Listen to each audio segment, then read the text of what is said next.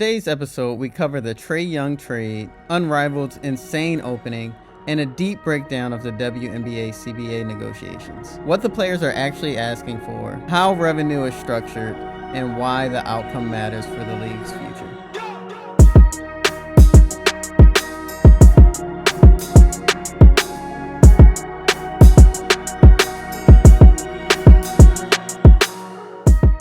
Welcome back to another episode of From the Rafters Pod. A podcast about changing the way that fans think and talk about basketball in a world full of media myths and false headlines. We're here to give you the data and the evidence. I'm Kev, she's Dev. Let's get into it. You didn't think I was going to say it this week. I didn't. Got to keep you on your toes. Will I say it next week? We don't know. Find out. Let's hop into our in-season news. What's going on in the NBA? Oh, a trade happened this week. Yeah. A long-anticipated trade. Mid-game, by the way. Yeah. Just chilling on the bench. All right, y'all, I'm going to head out.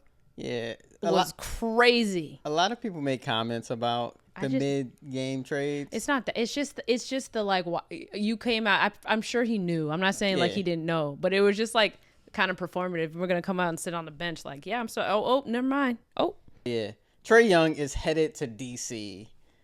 He's in D.C. Yeah, he's in D.C. Mm-hmm. And I was surprised when he said that was one of the places he wanted to go. Yeah, why was the Wizards a top destination for him to want to go? I mean, I Why? So my initial thinking was like, hey, they're not going to send me where I want to go. So let me pick somewhere. I thought it was reverse psychology. Mm-hmm. But no, I think you actually kind of want to go there. I don't know. It's a wasteland for basketball, but initially my first thought was, okay, is the Atlanta organization treating him terrible? And I was like, I don't think so. I think he just wanted out. He also has a $49 million player option for next season, so by the summer he could be a free agent. Yeah. I feel like he's playing the long game. It helps I guess, yeah. One, no matter where he went, he could opt out. Right. So it's like he wanted to be out. Yeah, and I mean, if he decided he was going to stay there because no one else is on the Wizards, he could get max money there, I'm sure. And it's like, will they put a plan in to build around him? But they could actually be a little bit of fun to watch. I probably won't watch them, but, you know, people might find Trae Young and Trae Johnson firing from 40 feet away to be exciting. I think it might open up things for Alex Sarr. He's been averaging 17 points on the year, so I'm sure the floor will be a bit wider for him to get to the rim and, you know, get some easier baskets. I just want to say that this season Atlanta was 2-9 in games with Trae playing and 15-13 in games without him. Yeah, you know, it was a situation where if I was opening up DraftKings, I would just look to see if he was in a lineup or not to decide, you know, which side of the money line I wanted to pick. Yeah. I also thought it was interesting because Brian Windhorst, you know him? Do I? That's my boy, JK. I'm just joking. He noted that the Wizards may not play him that much because this is somebody who's 19.3 points per game, 1.5 rebounds, 8.9 assists, and they're trying to protect their 2026 first-round draft pick.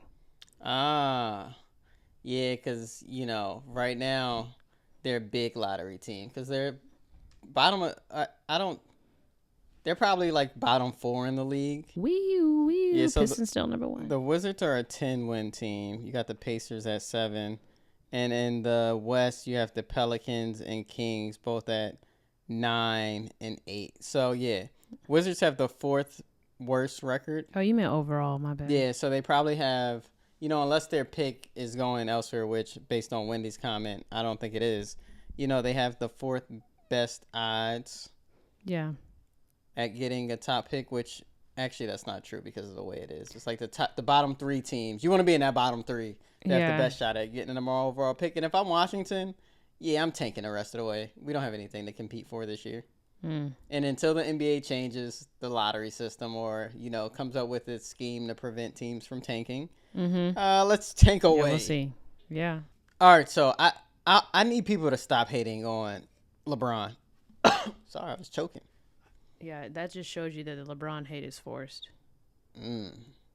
Yeah, it really is. It's annoying. You can have someone that's not your favorite player on the face of the earth. You can not put him above whoever, but you can't you can't just like play around as if this man is not top level. I've been in so many LeBron MJ debates in the last 2 days alone. I think it's hilarious because MJ is a LeBron fan. So yeah, and I mean, like, all right, at age 30, when Mike was 39 on the Wizards in his last season, he was averaging 20 points, 4 assists, and 6 rebounds. When LeBron was, what age did I just say? 39. 39. Dang, that's some years ago now. When LeBron was 39, he was averaging 26, 8, and 7. When LeBron was 41, he was averaging 22, 7, and 6. Still better than their GOAT. And then, you know what someone tried to hit me with? My thing is just like, wow, that's great is all you got to say. That's impressive. You can still have Mike as your top. Yeah. Just say, that's impressive. Wow. And here's the other thing. It's strange that people can't. That's like a weird thing. What it's hard to make Jordan stans understand is that they will concoct any narrative that fits Jordan being the GOAT. Like, and what I have a hard time understanding is why they don't bring up certain things until it has to do with LeBron. Like, for instance, they're like, oh, LeBron's only number 1 in scoring because he played all those years. And it's like, one, to be able to play all those years and still produce at the level he's producing is incredible. 2, why weren't y'all saying this when Kareem was number 1? Nobody was saying. Fair. Is it just because they didn't pick Kareem in the GOAT conversation? Is that why? Maybe that's why they was like, all right, cool, he got all the points, but everybody knows Mike is the GOAT. But as soon as someone comes into question and can challenge that, they'll find anything to refute it. And you know what someone hit me with this week? They was like, sure, LeBron has the most points all time, but he doesn't have the most points per game average. And you know what I looked at? Because MJ's like regular season points per game average is like 30 roughly. I looked at, because LeBron is, I would say, a pass first guy. You know who I'm talking about. You know who this comment is directed at. I don't want to get in the middle of that. You probably will. But I looked at points and assists career-wise. And you know what I found? The difference in points contributed between the two when you look at their points scored and baskets they assist on in a game. If you assume all assists are 2 points, which in today's era, more assists are probably actually on 3-point baskets. I found that the difference was like 41 points versus 40 points. LeBron, on average, over the course of his career, contributed 41 points to his teams versus Jordan's 40 points. If you assume the assists are 2-pointers. If you make them 3-pointers, which a lot of LeBron's assists today probably are 3s, you know, that gap gets a little bit wider. So, I say that to say, for every stat MJ fans love to give, there's usually a side for LeBron that's awfully compelling.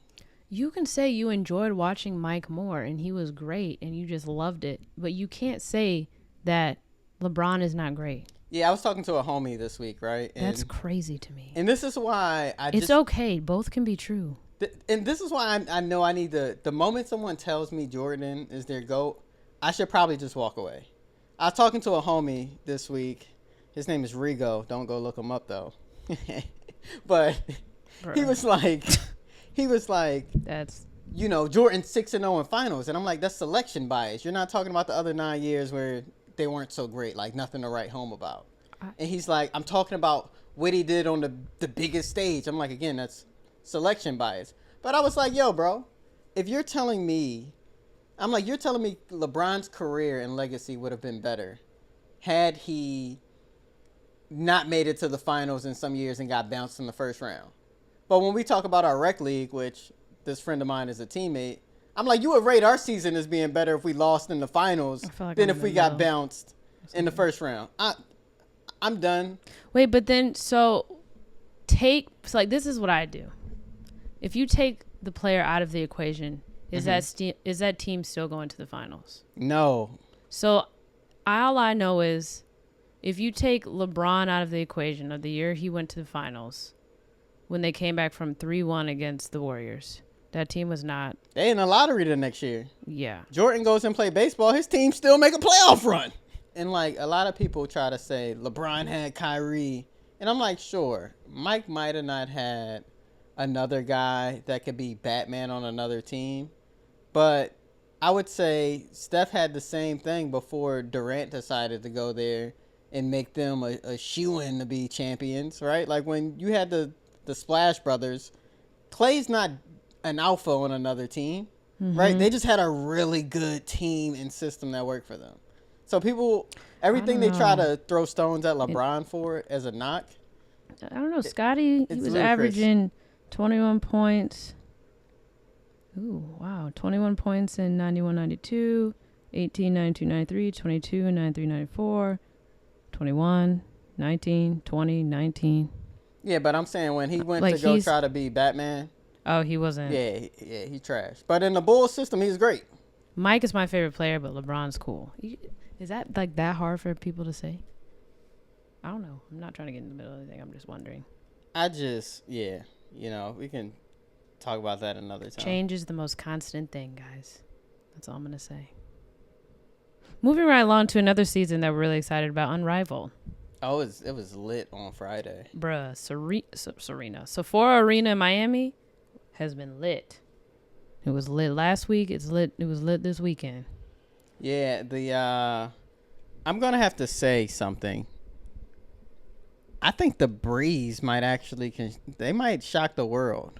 All I got to say is I had him at number 2 for a reason. Yeah, and I think I had him at 5. That's a huge mistake.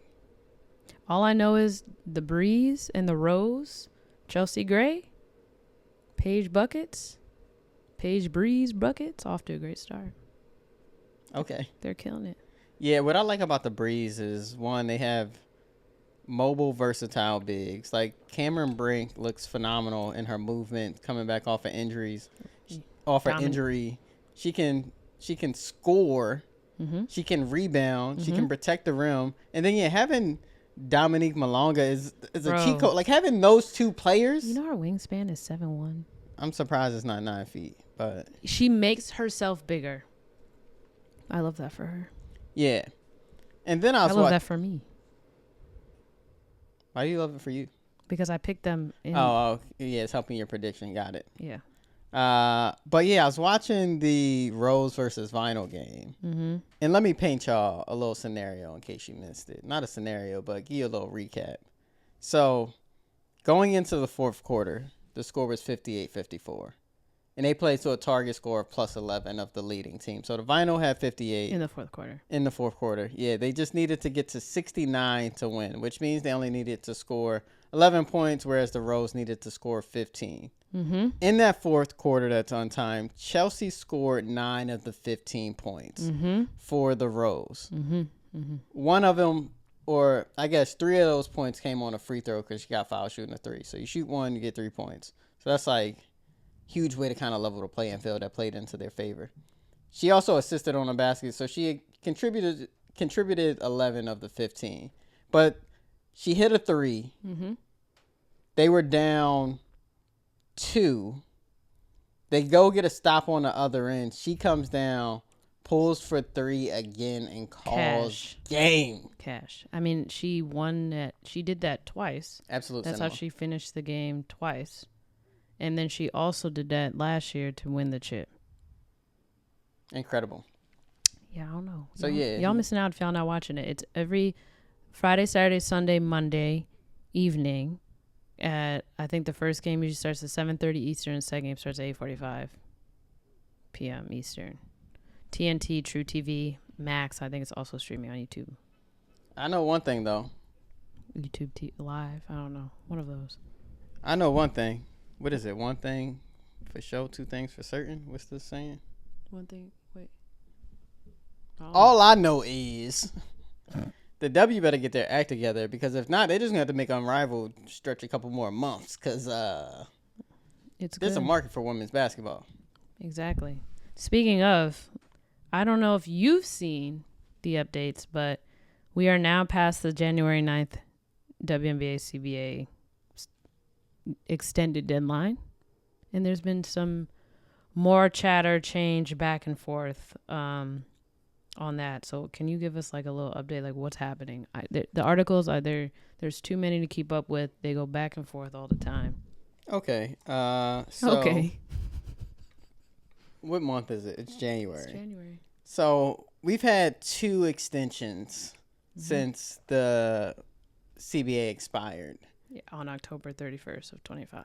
And we've been making some progress, but it's at a point now where the players are like, listen, y'all not working with us the way we need y'all to work with us. And so they're like, you know what? We're not signing another extension. We're going to go in this status quo phase, which means they can still negotiate, but at any given moment, they can say, you know what, we're going on strike, and there can be a work stoppage. Now, until that happens, it's business as usual. I was going to say, does that mean they can start planning the expansion draft? Yeah, everything can continue. Trades, all that? Yeah, they can still set all that up. All right. Because that was starting to get a little questionable, because it's like you have 2 new expansion teams. Mm-hmm. No idea who's going to be on them.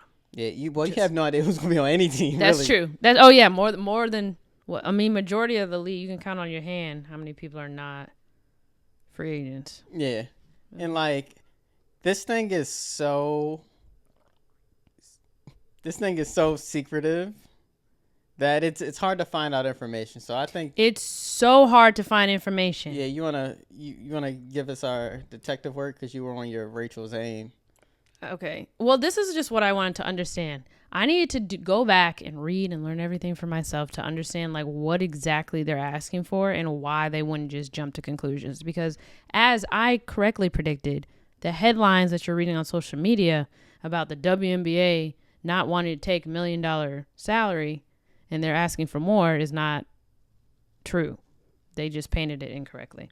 So basically, I want to define the difference between gross revenue and net revenue, just in case you didn't know or you needed a little refresher. So the gross revenue is total sale dollars before taking out any expenses. And the net revenue is the remaining amount after you take out the expenses and allowances and blah, blah, blah. Okay, so gross is bigger.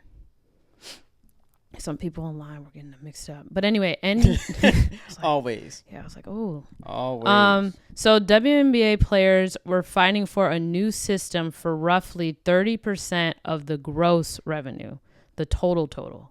And then the league had countered with a proposal for over 50% of the net revenue.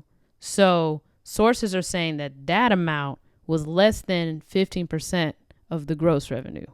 Yeah, that's crazy. Yeah, they tried to... So can you, like, paint a picture for us? So, like, put it this way. The players are like, we want our money off the top, right? They're like, we want 30% of 100. Let's just say the league makes 100. Yeah, they're like, we want 30% of that 100. Just give us our 30. The owners are like, whoa, we can do better. We can give you 50% if you let us do it off a net. But that's like saying, let's give you 50% of 30, right? Which in the end is 15. They're like, no. Why can't ours come off the top? It was so much lower, and that's where I think there was like an issue. And like you said, they weren't working with them. Yeah, because when you're looking at, and you know what's also funny about the terminology here, like gross revenue, net revenue. Like when I'm a finance bro. It's fine. Just wear it with pride. So when I look at financial statements, right, like net revenue is still way at the top. Like usually it's like we sell clothes, customers give us money. Then you got like returns, right? And then like you might sometimes, have costs to make the clothes if you make your own clothes. And then that's like your net revenue. But then you have all these other operating expenses. Like you have to pay your staff. You have to pay like rent for your facility. You got to pay for your fixtures in your store, right? So like all these line items. Yeah. What the owners are trying to do is say, hey, we don't want to paying the players as like an operating expense, like up there with like paying other staff, coaches, the front office people. We want to pay y'all after we literally pay everything else. Yeah, essentially it's like, cool, we just gonna pay y'all last. When it's like, that doesn't make sense to me when y'all would have nothing if it weren't for them. Right. And you know what owners could do?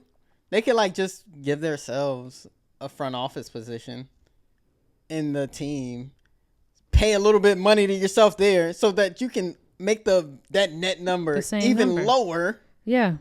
Just by running up expenses. Yeah. So in theory, you could say, "Oh yeah, we didn't make the money, so we pay y'all nothing." Like, no, give them their money off like, stop playing games. Yeah, stop it. Sick of this. I also just want to say we need to consider that the NBA and WNBA are not in the same bracket as we speak, because the NBA has many years over the WNBA in terms of it was started in 1946, 45. It's been a minute, and a lot of people are comparing, well, the players now in the NBA make about 44, 45%. I can't remember the exact number of, I think it's like the basketball related revenue or something like that, which is right under gross revenue, I believe. It's very similar to gross revenue. It's not net revenue though. And then you have the WNBA, who's in its 30th season, and they're asking for a little bit more. Not 45%, not what the NFL is making, not what MLB is making. They're trying to increase it from the current 9.3% of the gross that they're making. And so imagine we have like the number so like I said, the sources are saying that the league is offering less than 15% of gross revenue. So say you take 14%, the highest, which I don't even think is that high, to be honest, but let's just take that. That would mean that the average salary would be about $530K. Just paint a picture. So with 180 players in the WNBA, then the WNBA players are going to see, like across the board, it's going to be about 95 million that goes towards salaries. Okay. Spread out amongst them. Meaning that at 14% of gross revenue, the gross revenue would be at $680 million. Okay. That is way more than what, that is, if in 2023, 2022, they were saying that the gross revenue of the WNBA was upwards of $200 million. That was not including that big deal that they did, that 10-year, $2 billion deal. That's not including, I think that was pre-Angel, pre-Caitlyn, pre the record-breaking attendance, right? So you know that the gross revenue has increased significantly. So that number what they're asking for doesn't seem that much like that off, truly. Then you have, if you adjust the NBA's $136.4 million in revenue back in the what was that? I can't do the math. Their 30th season. And just make it comparable. I'm not going to give you like exact numbers, but like it's comparable that we see that the NBA was earning less than $500 million in its 37th season. You see that the WNBA relative to the NBA's own history is doing way more, way better in growth. So the fact that they're not trying to invest in, I don't know, not appeasing the players, but like giving them what they owe, for lack of a better phrase, is like crazy to me, because this is growing better than the NBA was. Yeah, the thing for me is that like they're also asking for less. There's a group of people that are like NBA or WNBA owners, have been accumulating losses for years, right? And so they're crazy if they think the players are going to get paid big money before they recoup their dollars back. My main issue with that logic is that, one, without the players, you have no league. But two, they bought those teams for $10 million maybe, like back then, depending on how far you go back to certain teams. And now those teams have valuations of quarter or half of $1 billion, right?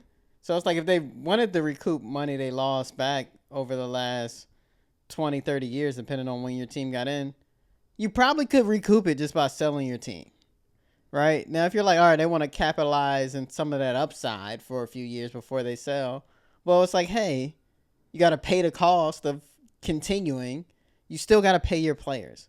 It's like, Absolutely. I'm sure people lose a lot of money in the restaurant business up front, but you got to have your staff waiting tables if you want to make some money. I mean, I don't know many owners that start a business and get paid, like pay themselves. Like they always say, like when you're an entrepreneur and you start a business, like a startup from the beginning, and you hire 2 to 3 amazing people to help start getting it done, and your employees, like you pay to keep them to keep the business growing, because without them, the business doesn't grow.